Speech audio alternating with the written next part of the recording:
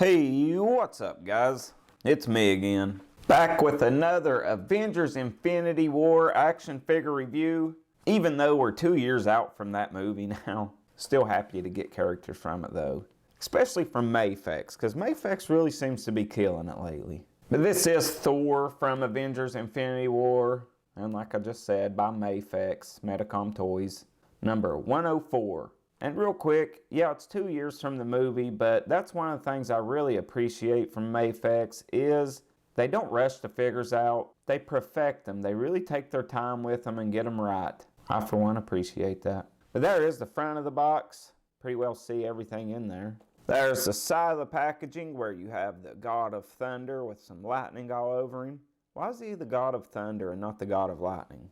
There's the back of the packaging, shows you a bunch of different poses you can get, along with all his different accessories. Picture of the figure on this side of the box, top, bottom, and the front again. So now I'm going to take a second, get everything out of this box so we can have a closer look at it. Alright, Thor is out of packaging, and to the top of his head he stands a little over 6¼ inches tall. And for his accessories, you do get a base. I like these bases. I wish this was a little smaller. I always say my favorite bases are Figma's. You get his Stormbreaker with that Groot arm on it. Real quick, I will compare it to the SH Figuarts Stormbreaker. And the SHF one is actually a little bit bigger. Very similar sculpts on them. I actually think I might like this SH Figuarts one a little bit better. But really, I guess I like MAFEX's better because they went the extra mile and gave us these lightning effects to go on the ends. You even have one for the back. So there it is with those on it, looking really cool. And speaking of lightning effects, you get all these lightning effects. These bottom ones go around his wrists. And then the other 6 actually plug into these button things on his armor. So you can replace all of those with lightning, like it showed on the box. Okay, then you get some more head sculpts. And I really love these head sculpts. They're not just looking off in another direction, which drives me nuts. You have this one with the eye patch on, looking really good. You have this one with the lightning brewing in his eyes. You get some different hands. You get these sprawled out hands. He has some semi-open hands on him out of packaging as well. You get these gripping hands, and these are a nice tight gripping hand. The SH Figuarts one's gripping hands would barely hold the Stormbreaker. And then last but not least, you get like a whole other body. I mean, this is pretty much 2 figures in one when you include this. And this is so you can display him sleeveless. And I may actually go with this look. I really like this one. You do have to swap out your buttons though. It don't come with extra buttons for it. And this also has fisted hands on it. And when you use this one, you also are going capeless. Alright, that's all for his accessories. Now we'll compare him to a few other figures. And I will tell you, I did pull out quite a few figures to compare him to for some reason. Alright, and here he is compared to the Noda Studios Captain America on the left. And at the moment, I don't really remember how Chris Hemsworth and Chris Evans' height were compared to each other, but seems like Captain America's a little too tall. Could be wrong. And on the right, we have the Mezco 112 Hela, the lady who put out his eye. And they actually look really good together. Now on the left, we have the Marvel Select Team Groot. And on the right, we have the SH Figuarts Rocket Raccoon. And these guys all look pretty good together. And is fitting since they did spend most of the movie together. Now on the right, we have my custom Infinity War Red Skull. And on the left, we have that SH Figuarts Mark 85 with some custom pieces on it. Alright, now here's the comparison that I was most curious about. Here he is with the SH Figuarts Infinity War Thor. And I guess both of them have their pros and cons. Like, I like the crotch piece on this one better. I know it's a weird thing to point out, but this one kind of looks like a full diaper. I like the head sculpt and hair better on this. I like the skin tones better, especially on the hands. His hands just look like cheap plastic. They also didn't hold that Stormbreaker for dick.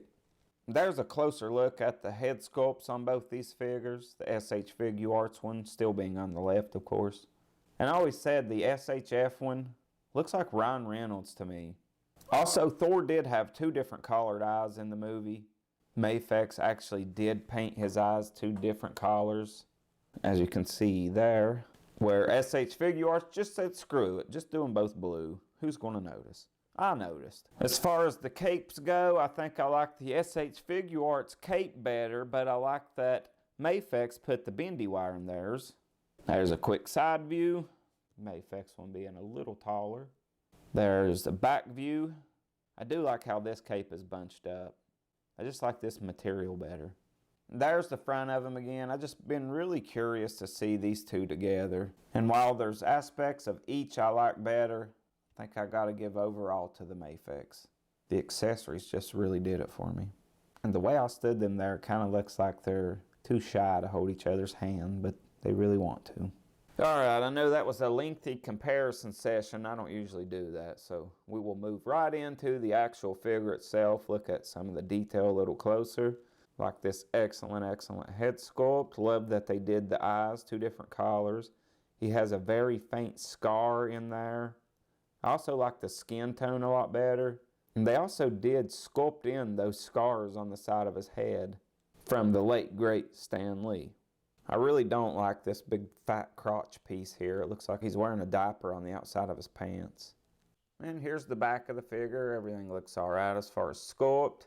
Kind of a hard transition between black and gray there for some reason. And a big square patch on his ass. And on articulation on Thor, for some reason my head is super loose. I always have that problem with MAFEX figures for some reason. The head always just flopping around. But you can get him to look up that far.